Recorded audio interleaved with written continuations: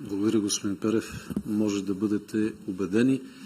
Проблемът на България, дори с подписването на този договор за приятелство, сътрудничество и добросъседство, е, че той стана много общ.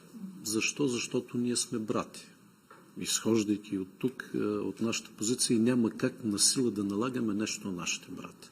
За разлика от Преспанския договор, който, знаете, е изключително подробен, детайлен, с ясни ангажименти, с ясни срокове, но и в последствие, 4 години вече и повече за изпълнението на този договор, той заседна в исторически спорове.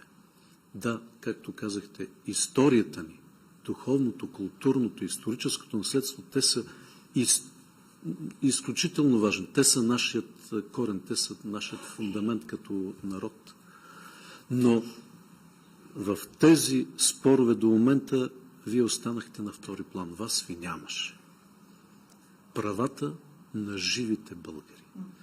Защото ние водихме битка за паметта на нашите деди. Но е изключително важно правата и вашата съдба на живите българи. И това е, което аз споделям с всички европейски лидери. Защото там трудно е да кажеш кой е Самуил и кой е Гоце Делчев. Те не те разбират. Имаше опити до сега да им бъде обяснено къде е същината на спора. Коя година кой какво е написал, какво е казал. Това нашите партньори в Европейския съюз, които настояват веднага да бъде прията Република Северна Македония по чисто геополитически причини, те това не го разбират.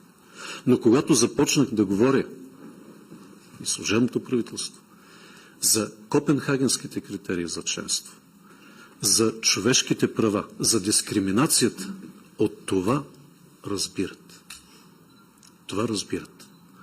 И тук вече голямата битка пренася на фокуса от историята към човешките права. Тяхното спазване, правото на самоопределение, на свободно волеизявление, на интеграция пълноценна в политическия, обществения, културния живот, ето това е, което трябва да се отстоява. И пак казвам, България няма как да се меси във вътрешните дела на Република Северна Македония. Но когато вие, които живеете там, казвате и посочвате, че ето тук са нарушени вашите права като европейски граждани, особено за хората, това казваме на лидерите на другите европейски държави. Това са хора, особено които имат български паспорти, това са европейски граждани и Европа, това е предизвикателство към Европа, към Европейският съюз, ако той не е в състояние да отстои правата на тези свои граждани. Така че този процес, аз пак казвам, до голяма степен зависи от вас. Как вие ще изразявате вашето волеизявление, как вие ще изразявате необходимостта да бъдат отстоявани вашите права.